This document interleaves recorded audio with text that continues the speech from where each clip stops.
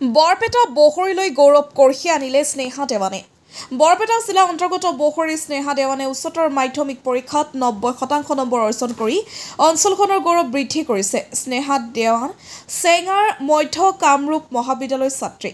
স্নেহাৰ এই উজ্জ্বল সফলতাই কেৱল পৰিয়াল আৰু বিদ্যালয় নহয়, সমগ্ৰ সমাজৰ বাবে গৰ্বৰ বিষয় হৈ পৰিছে। পৰিয়ালৰ লোকে কৈ স্নেহাৰ কঠোৰ পৰিশ্ৰম, আত্মবিশ্বাস আৰু অধ্যৱসায়ৰ ফলস্বৰূপে এই সফলতা। অঞ্চলবাসীৰ আশা, স্নেহাই আগলৈ উচ্চ শিক্ষাৰ ক্ষেত্ৰত অধিক সফলতা লাভ কৰি ৰাজ্যখনৰ মুখ উজ্জ্বল কৰিব। বৰপেটা চেঙাৰ পৰা লাচিত বানৰ report, north east frontier news. মধ্য কামৰূপ কলেজ চেঙা। তুমি যে আজি যি সফলতা অৰ্জন কৰিলা, ইয়াৰ মানে আঁৰত কোন আছে? টিচাৰ্ছ আৰু মোৰ পেৰেণ্টছ, তেখেতৰ কাৰণে আজি এইখিনি আহিব পাৰিছোঁ। তেখেত নহ'লেতো আজি ইয়াতে নাহিব পাৰিলোঁ। তেখেতৰ ফালৰ পৰা মই তেখেতক গ্ৰেটিটিউড জনাব খুজিছোঁ। তেখেতে মানে মই ইংলিছ মিডিয়ামত আছিলোঁ, এছামিছ মিডিয়ামত আহি তেখেতৰ হেল্পৰ নহ'লে মই আজি নোৱাৰিলোঁহেঁতেন। আজি কেনেকুৱা লাগি আছে তোমাৰ? বহুত ভাল লাগি আছে। তোমাৰ এই শিক্ষাৰ ক্ষেত্ৰত মা দেউতাৰ প্ৰাধান্য কেনেকুৱা? মা দেউতাৰ ছাপোৰ্টৰ মানে অবিহনে মই আজি ইয়াতে আহিবই নোৱাৰিলোঁহেঁতেন। মা আৰু দেউতাৰ বহুত ছাপোৰ্ট আছে, মোক বহুত হেল্প কৰিছে মোক এইখিনি আহিব কাৰণে। ভৱিষ্যত পৰিকল্পনা তোমাৰ?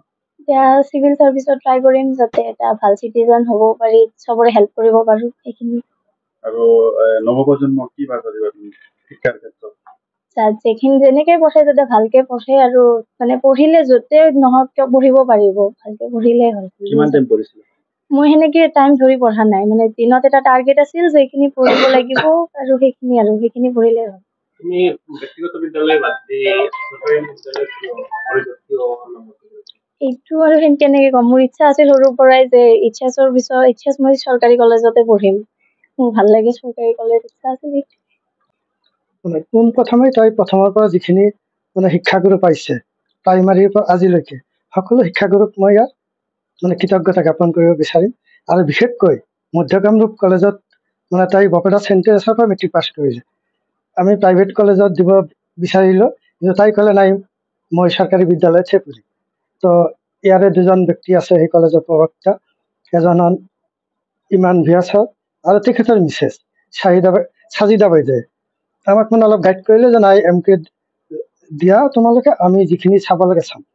তো তেওঁলোকে এছামিছ মিডিয়ামত ক্লাছ হওক, তাইক যেনেকেই নহওক কমন নমকনি হওক কনফানত মানে ইংলিছ মিডিয়ামৰ বস্তুখিনি তাইক বুজাই যেনেকৈ গাইড কৰি আজি 2 বছৰ পাৰ কৰি দিলে, পাৰ কৰাই এটা ভাল ৰিজাল্ট আনি দিলে। তেখেতসকল আজি আহিছিল, সকলোকে তাৰ কাৰণে কৃতজ্ঞতা জ্ঞাপন কৰিছোঁ। আৰু মানে আজীৱনৰ কাৰণে তেওঁলোকে কৃতজ্ঞৰ পাত্ৰী হৈ থাকে। কিন্তু মূল কথা হৈছে, আজি মই স্বাস্থ্যকৰ্মী, এই চৰকাৰে স্বাস্থ্যকৰ্মী প্লাছ স্বাস্থ্যখণ্ড আৰু শিক্ষাখণ্ডত ভালেখিনি উন্নতি কৰিছে, এইটো মানিবলগীয়া। আৰু চৰকাৰী কলেজবিলাকো এই আগৰ দিনৰ কলেজ নাই, বিশেষকৈ মধ্য কামৰূপ কলেজত মই নিজে গৈ দেখিছোঁ আগৰ তুলনাত বহুত উন্নত হৈছে। তো আমাৰ যেনেকৈ মধ্যবিত্ত শ্ৰেণীৰ মানুহবোৰক ল'ৰা ছোৱালী মই চৰকাৰী বিদ্যালয়ক প্ৰিফাৰেঞ্চ কৰিবলৈ অনুৰোধ জনাম।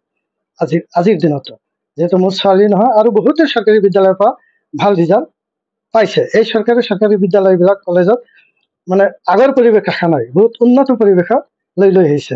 আমাৰ স্বাস্থ্যখণ্ডতে ঠিক তেনেকুৱা আজিৰ দিনত কোনো এটা ইছেঞ্চিয়েল মেডিচিন আনএভেইলেবল নাই, প্ৰত্যেকটো ঔষধ আজিৰ দিনত মানে উপলব্ধ। মই নথৈকে আনন্দিত হৈছোঁ চৰকাৰী কলেজৰ পৰা পঢ়ি তাই এইখিনি কৰিছে। কিন্তু মোৰ এটা বিশ্বাস আছিল যে আজিৰ যুগত ব্যক্তিগত কলেজ বুলিয়ে নহয়, ল'ৰা ছোৱালী ইচ্ছা কৰিলে চৰকাৰী কলেজৰ পৰা পঢ়িও নিজৰ সপোন পূৰা কৰিব পাৰে। আৰু মানুহৰ এটা ভুল ধাৰণা আছে যে ব্যক্তিগত কলেজত পঢ়িয়ে ৰিজাল্ট ভাল হ'ব, চৰকাৰী কলেজত পঢ়িলে ভাল নহয়। হয়তো মোক বহুতেও কৈছিলে যে কিয় চৰকাৰী কলেজত পঢ়াইছে, কিন্তু মোৰ ছোৱালীয়েও মোক সাহস দিছিলে যে নাই নহয় মা, মই চৰকাৰী কলেজৰ পৰা পঢ়িয়ে তোমালোকৰ আশা পূৰণ কৰিম। আজি সঁচাই তাই মোৰ আশা পূৰণ কৰিছে, তাৰ বাবে মই মধ্য কামৰূপ কলেজৰ সমূহ শিক্ষক শিক্ষয়িত্ৰীক ধন্যবাদ জ্ঞাপন কৰিছোঁ। তেওঁলোকৰ সহায় সহযোগিতাৰ বাবেই আজি মই এই আনন্দৰ দেখিব পাইছোঁ। গতিকে সকলোকে মোৰ ফালৰ পৰা আন্তৰিক ধন্যবাদ জনাইছোঁ।